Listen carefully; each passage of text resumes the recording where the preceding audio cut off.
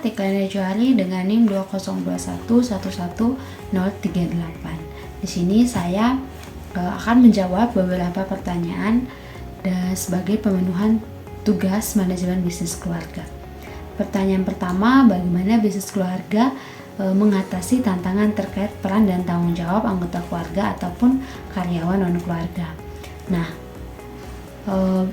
hal yang bisa mengatasi permasalahan ini tuh yang pertama dengan komunikasi terbuka.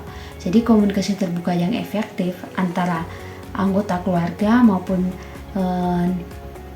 non-keluarga sangat diperlukan sehingga bisa membantu proses perjalanannya suatu bisnis ini.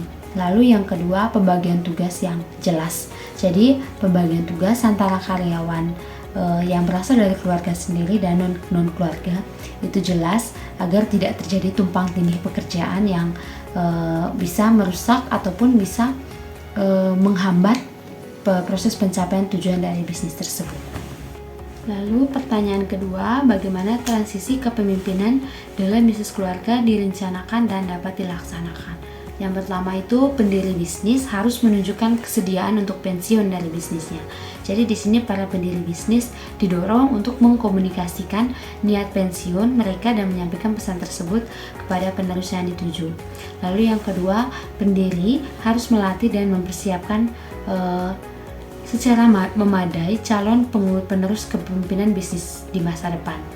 Calon pengurus dapat memperoleh pelatihan baik melalui pendidikan formal ataupun pendampingan.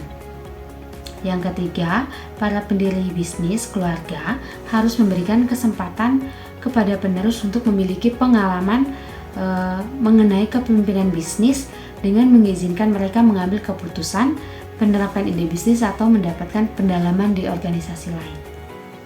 Yang ketiga, para pendiri keluarga hendaknya memastikan adanya kesatuan tujuan antara mereka dan calon penerusnya.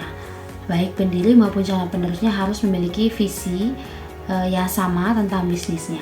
Hal ini akan sangat memperdalam keterikatan emosional dan komitmen calon penerus bisnis.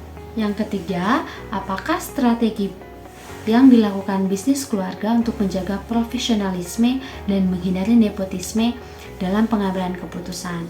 Yang pertama itu memiliki proses perekrutan dan promosi yang jelas dan transparan. Hal ini dapat mencangkup memiliki dewan direksi atau badan lainnya yang tidak memihak untuk mengambil keputusan mengenai perekrutan dan promosi, bukan hanya menyerahkan kepada pemilik keluarga. Lalu yang kedua, menerapkan evaluasi kinerja dan tinjauan rutin untuk membantu memastikan bahwa karyawan bertanggung jawab atas tindakan mereka dan bahwa promosi didasarkan pada prestasi. Lalu yang ketiga, menumbuhkan budaya inklusif dan keberagaman dalam bisnis. Hal ini dapat mencangkup aktif dan mencari dan mempromosikan kelompok karyawan yang beragam dan memberikan pelatihan dan sumber daya untuk memastikan bahwa semua karyawan merasa dihargai dan dihormati. Yang keempat, bagaimana bisnis keluarga mengelola konflik yang mungkin timbul antara kepentingan pribadi dan kepentingan bisnis. Nah, di sini diperlukan manajemen konflik antara melacak berbagai faktor penyebab konflik. Nah, manajemen konflik harus dilakukan sejak konflik itu pertama kali muncul dalam perusahaan. Manajemen konflik itu sendiri merupakan tindakan konstruktif yang direncanakan, diorganisasikan, digerakkan, dan dievaluasi secara teratur atas semua usaha demi mengakhiri konflik.